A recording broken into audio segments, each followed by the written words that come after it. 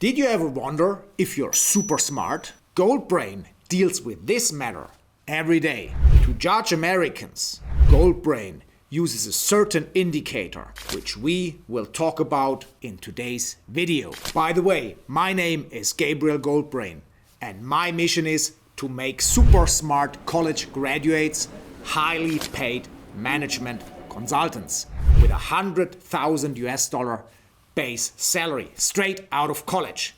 So if you think you're super smart, send me your CV. More information under www.gabrielgoldbrain.com.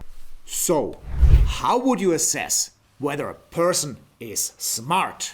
I think it's a difficult question, but generally you would say a smart person at least has to have some outstanding mathematical and logical numerical skills. But I think it's not enough.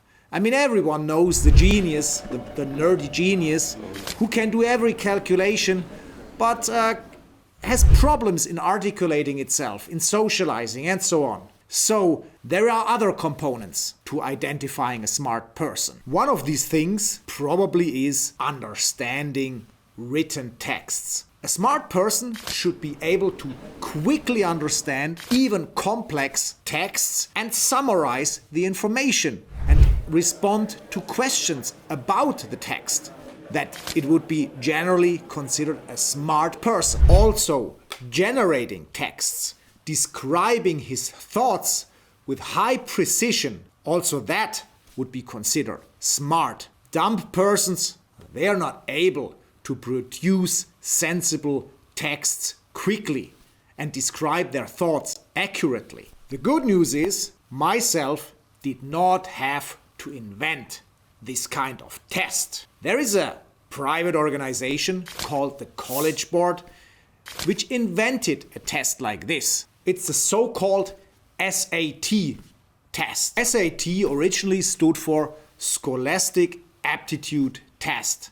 Later it was the Scholastic Assessment Test, then the SAT Assessment, and nowadays they just call it SAT. As its original name indicates, the SAT test is a test to assess college readiness. So, US universities and colleges consider the SAT test results when they select and screen their candidates. It's an important indicator in the admission process.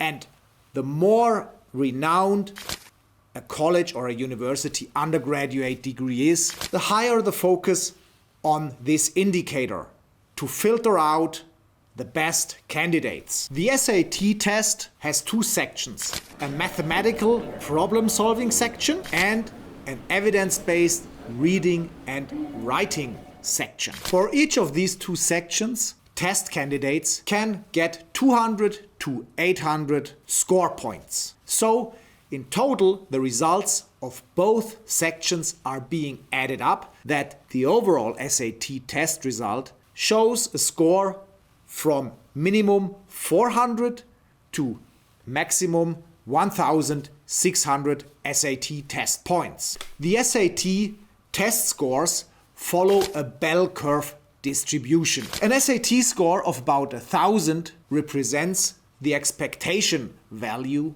of the bell curve, which means 50% or about 50% of the candidates score less than 1,000 points and 50% score more than 1,000 SAT test score points when they do the test. If you want to find out how ChatGPT scores doing the SAT test, keep watching this video and like and subscribe my channel. I prepared a slide from which every American who took the SAT test can easily see how smart he is based on this indicator compared to the others. It's not only the person itself that can assess its smartness compared to the peer group. It's also colleges, universities, employers, and guess who?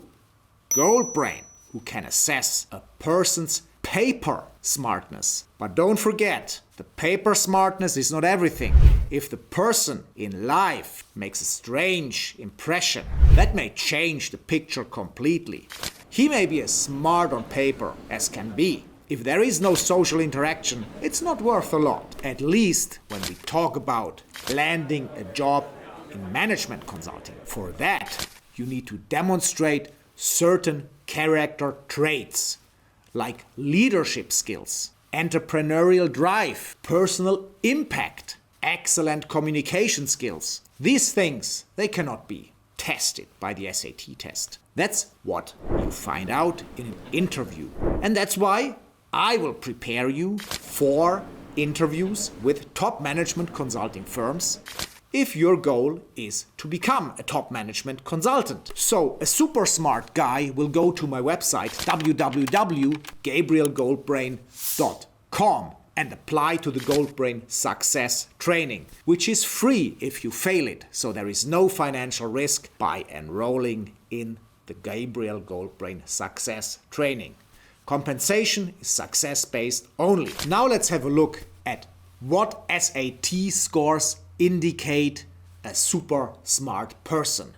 For that, I prepared the chart on the left-hand side. When you look at the leftmost part of the chart, where you see a score of 700, that means if you have this score, only 4% of the American population scored less. So that would not indicate a smart person.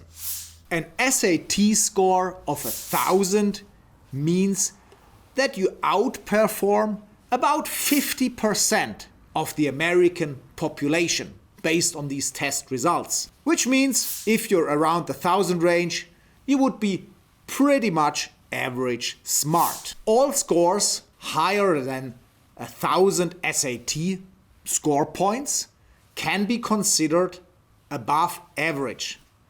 But exceptional SAT scores start at an SAT score of about 1,400. If you apply for top colleges, it's better you got 1,450 or even better 1,500 SAT score points, because your competition will be pretty strong. So, what do you think what Goldbrain thinks about ChatGPT? Is it as smart as a typical graduate entering management consulting? Is it as smart as candidates that get accepted by the leading MBA business schools in the US? No, ChatGPT is not as smart. ChatGPT scores 1,400 on the SAT score.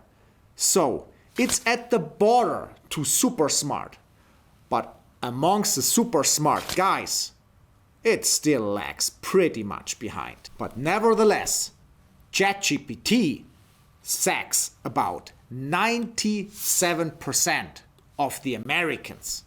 That means it's smarter than 97% of the Americans.